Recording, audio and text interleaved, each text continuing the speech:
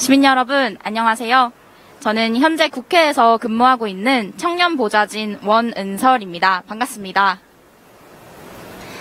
요즘은 정치권이 참 바쁠 때라서요. 이런 번화가는 유세가 있는 날 아니면 사실 오기가 좀 힘든데요.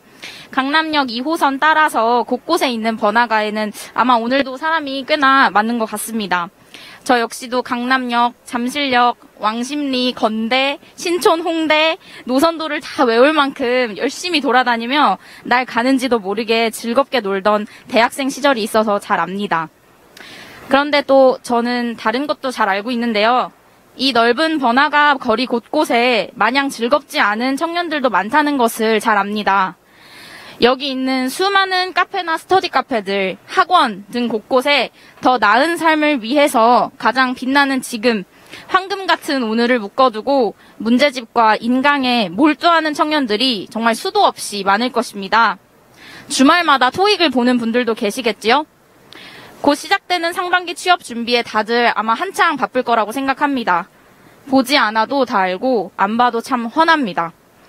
왜냐면 이 거리에서 즐겁게 떠들고 놀던 제 대학 친구들, 고등학교 친구들을 각자의 취업 준비와 공부를 핑계로 못 본 지 정말 꽤 됐기 때문입니다. 저 역시 1, 2학년 때는 맛집이나 놀거리를 위해 찾아왔던 강남역을 어느새 토익, 토플, 인턴을 위해 찾아오게 되었더라고요. 사실 그리 자랑스럽진 않지만요. 저는 삼수생이었습니다. 이렇게 번화가에서 즐겁게 놀기 전까지 굉장히 지난한 시간들을 견뎠습니다. 입시 경쟁에서 한 계단이라도 우위를 점해야 행복할 것 같아서 19살, 20살, 21살 무려 3년을 꼬박 수능 문제집에 바쳤습니다. 누굴 원망하지는 않았습니다. 제가 부족한 줄 알았거든요. 제가 그저 좀 덜 똑똑해서 덜 노력해서 삼수생이 된 거라고 생각했습니다. 욕심은 많았는데 할 수 있는 거라고는 공부하는 일밖에 없어서 이렇게 고생한다고 생각하니 원망할 때가 사실 따로 없더라고요. 그저 모든 게 그때는 제 탓이었습니다. 결국 원하던 대학에 입학해서 이런 거리에서 참 모든 걸 잊고 술 먹고 놀기만 했던 때도 있었지만 그때 역시도 제 용돈은 제가 책임졌어야 했습니다. 카페에서 음료 레시피를 외우고 고깃집에서 포스 다루는 법을 배우고 레스토랑에서 설거지 오래오래 하면서 시간을 쪼개가지고 공부하고 일하다 보니 대학교 1, 2학년 시간은 정말 참 금방 가더라고요.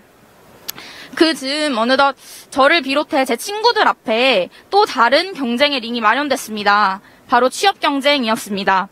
열심히 해야 될 것들이 지금까지도 열심히 해왔는데 또 쏟아지더라고요. 학점도, 토익도, 대외활동도, 공모전도 하나 하면 또 하나가 부족해서 끊임없이 쉴 틈 없이 채우고 메꾸는 시간들의 연속이었습니다. 여대를 다닌 저는 취업시장에서 여자는 어릴수록 좀 선호한다는 얘기에 한 해 한 해 좀 피말려 하는 친구들도 많이 보았습니다. 누구의 잘못은 아닌데 뛰어난 능력을 갖춘 여성들의 경우에도 면접과 시험 결과를 조작당해 취업 여부가 갈리는 그런 사례를 들으면서 마냥 과장됐다고 느끼질 못하겠더라고요. 이쯤 되니 의문이 들었습니다.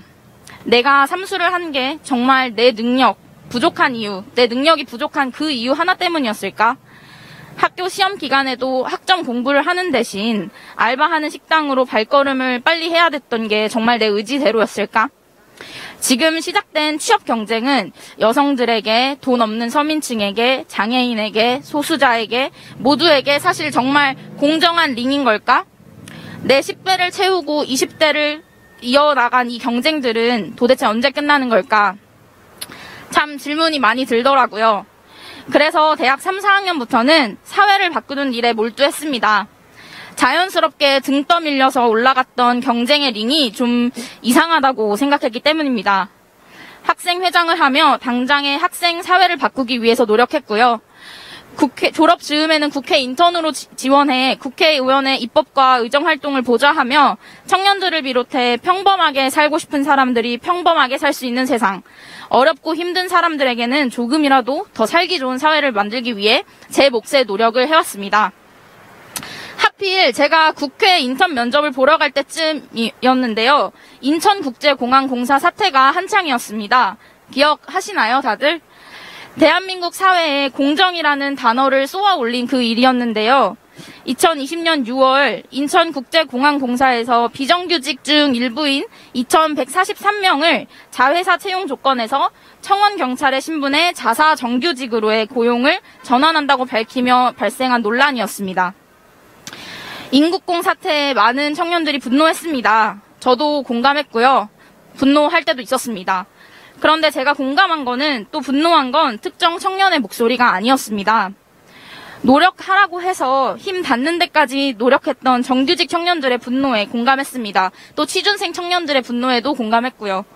저도 삼수생까지 하며 좋은 대학을, 조금 더 나은 세상을 위해서 노력했으니까요. 그런데 또 능력보다도 기회가 없어서 비정규직이어야만 했던 청년들에게도 공감했습니다. 저도 무한한 입시 경쟁, 취업 경쟁 안에서 정규직이기보단 불안한 운명의 비정규직이었던 적이 훨씬 많기 때문입니다. 이번 대선 바쁜 선거 기간에도 이렇게 값지게 마련된 시민 발언대에서 우리 더 이상 경쟁의 피라미드가 공정하다는 착각에서 빠져나와 위로 갈수록 자리가 줄어드는 그런 피라미드 말고 모두가 떨어지지 않는, 낙오되지 않는 넓은 원형의 세상을 살자고 꼭 말씀드리고 싶었습니다. 요즘 청년 이야기를 할 때면 항상 떠올리는 표현이 있는데요. 파이 이야기입니다. 경쟁을 더 잘하게 하는 사회가 아닌 경쟁 자체를 완화할 수 있도록 청년들이 누리는 파이 자체를 더 키우자는 그 표현인데요. 그래서 떨어지는 사람이 없도록 하기, 더 잘하면 더 잘 인정받되 사람답게 청년답게 살 수 있는 기본선을 지켜주기. 사실은 우리 세대 청년들에게 꼭 필요했던 이 말들을 하는 지도자가 필요한 때라고 생각합니다. 말뿐만으로 되는 일은 아니죠. 어려우니까요. 저도 국회에서 많이 노력했지만 하나 이루고 개선하는 게 참 항상 어려운 난관들이 많더라고요. 그러나 청년들에게 기본적인 생활 여건과 기회를 보장하는 일, 임금과 채용에서 성평등한 취업시장을 마련하는 것, 질 좋은 일자리 마련부터 면접수당 의무화 등 소소하지만 청년들에게 꼭 필요한 정책들이 이미 세상에 나왔고 말이 되고 있습니다. 대선판에서 많은 것들을 공약받았고 이제 이행만 하면 됩니다. 청년들을 위한 정책을 실현할 수 있는 지도자가 그래서 3월 9일에 꼭 선출되어야 한다고 생각하는 이유입니다. 인터넷에서 봤던 한 면접자의 사연이 있어요. 이게 너무 기억에 남아서 제가 가져왔는데요. 취준을 하면서 10번도 넘게 면접 탈락, 면탈이라고 하죠. 면탈했던 친구가 또 다른 면접을 보러 간 면접장에서 면접관이 그 친구의 이력서를 이렇게 보더니 참 열심히 사셨네요 라는 말을 건넸다고 합니다. 그때 순간 면접을 보러 간 친구는 눈물이 터질 뻔한 걸 꾹 참았다고 하는데요. 저 역시 한 명의 여성 청년으로서 그 눈물의 의미를 압니다.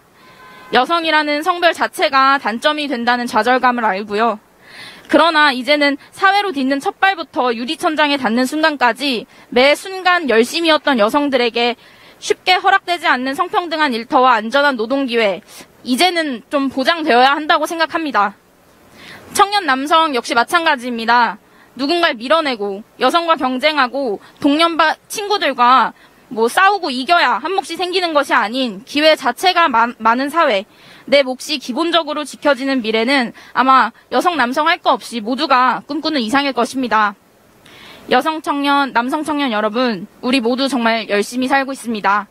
앞으로 평범하게 살 수 있는, 평범할 수 있게 열심히 사는 대한민국이 아닌 인간다움과 기본적 안전망이 보장되어 열심히 하는 만큼 딱 그만큼 더 잘 살아질 수 있는 대한민국을 위해 우리 3월 9일 이제 올바른 선택을 꼭 합시다. 감사합니다.